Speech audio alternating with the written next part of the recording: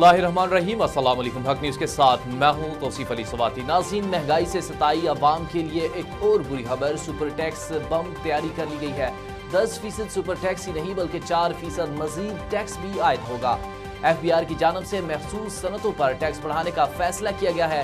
ज़राए के मुताबिक 99 सनतों पर इजाफी 4% सुपर टैक्स लगाने का शेड्यूल फाइनल कर दिया गया है। 4% इजाफी टैक्स कुकिंग ऑयल, डिजिटल घी, फ्लोर मिल्स पर भी आयद होगा। मशरूबात और जूसेस की सनतें भी इजाफी 4% टैक्स से नहीं बचेंगी। मट्टी का तेल, petrol, jet fuel, iron cooking भी इजाफी टैक्स आयद होगा।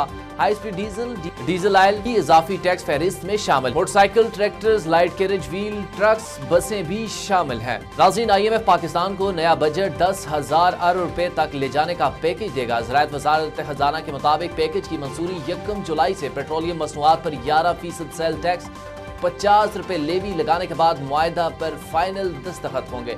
वज़ारत खजाना के ज़राए के मुताबिक बुनियादी शराइत में फाइनेंस बिल भी मतलूबा तरामीम करना शामिल है।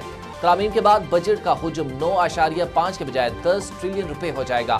ज़राए का कहना है कि तरामीम शुदा फाइनेंस बिल मंजूरी से पहले IMF हुकाम को पेश किया जाएगा।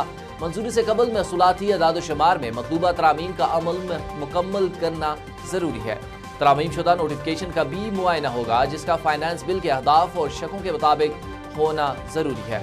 नाज़रीन, महंगाई के मारे आवाम को बिजली का बड़ा झटका। नेपरा ने बिजली 7 रुपए 90 पैसे फी यूनिट महंगी कर दी।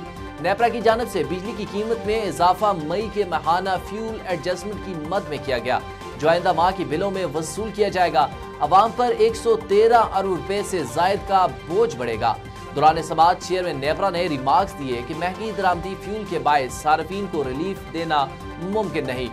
2 ही हल हैं, लोड शेडिंग करेंगे या बिजली महंगी करेंगे। CPPA के मुताबिक मई में फ्रांस LCA 8.80% बिजली पैदा की गई।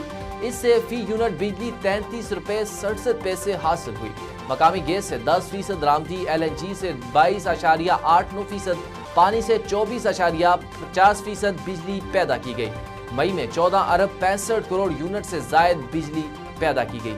हक न्यूज़ से फिलवक्त इतना ही। मजीद खबरों से बाखबर रहने के लिए हमारे साथ रहिए।